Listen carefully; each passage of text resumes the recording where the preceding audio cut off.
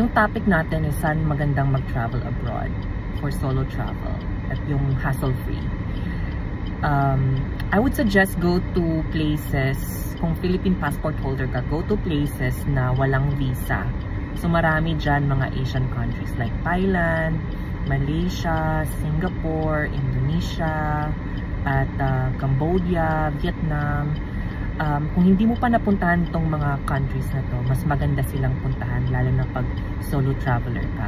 Kasi marami kang may experience at makakasalamuhang tao, iba't ibang klaseng kultura, pamumuhay, beliefs, at kahit mga travelers na galing sa iba't ibang bansa. Maganda because it's hassle-free, hindi mo na kailangan ng visa. Ito ding mga bansang ito, maganda silang puntahan. Why? Because they welcome us Filipinos without visa. At ipakita natin sa kanila na na-appreciate natin na hindi nila tayo pinapahirapan na pumunta sa kanilang bansa.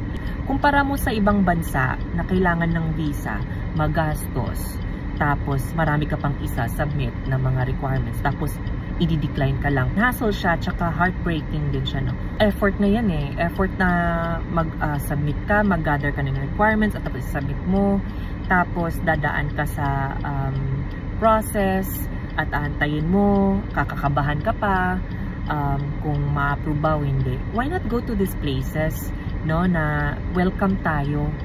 At least may ipakita natin sa kanila, sa mga bansang ito, na interesado talaga tayong mag-travel at hindi yung mag-TTNT, hindi yung gagawa ng masama. Sana in the future, marami pang magbubukas talaga ng mga countries sa atin na, alam mo yun, yung hindi na tayo pahihirapan pa.